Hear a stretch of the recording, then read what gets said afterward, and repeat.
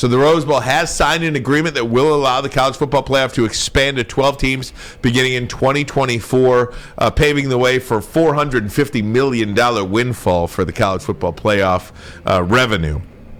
Now, this is interesting because they have to give up their time slot. That was the last real sticking point. Yep. Right? The Rose Bowl people, very traditional. Yeah. We want to play our game January 1st at 5 o'clock exclusive. Let's put that Dennis Dodd tweet up there now, Fletch, on the Rose Bowl. And they're basically saying no. Yeah. You can't play exclusively at 1 o'clock on January 1st. Do you want to be a part of this or not? And so they are going to be a part of this. Billy Ball. Yeah, so there you have it. So the Rose Bowl's in. They're not going to be playing Braylon in their spot. But this is, I think this to me is good for college football because everybody wants more games. At least I do. Everybody wants more games, and everybody wants those games to be recognizable and be big games. They wanted some semblance of the past. You know, you have the Rose Bowl, what the Rose Bowl was. Look, the Rose Bowl will never be what it once was. I remember walking to that Rose Bowl stadium with Eric Campbell, my wide receivers coach, suit, and pointing to those names etched in stone on the side of the stadium. Those were all the MVPs of all the Rose Bowl games, whether it was Warren Moon, whether it was Keyshawn Johnson, whether it was Tyrone Wheatley, whether it was, and the list goes on, O.J. Simpson.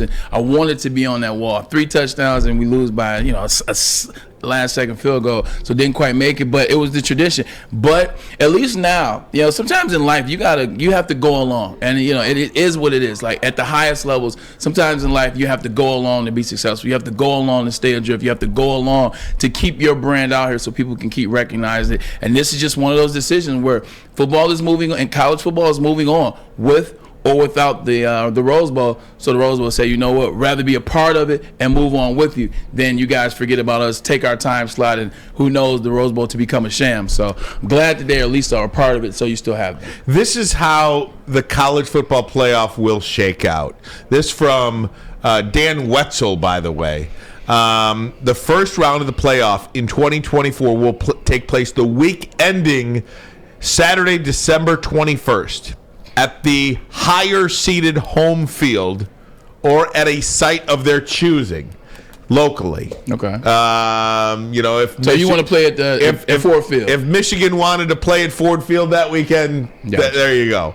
I would doubt that, but either way. Understand that. If Cincinnati made it, they want to play at a bigger venue. Indiana wants to play at Lucas Oil exactly. Stadium. Right. Something like that. So those games, again, Saturday, December 21st.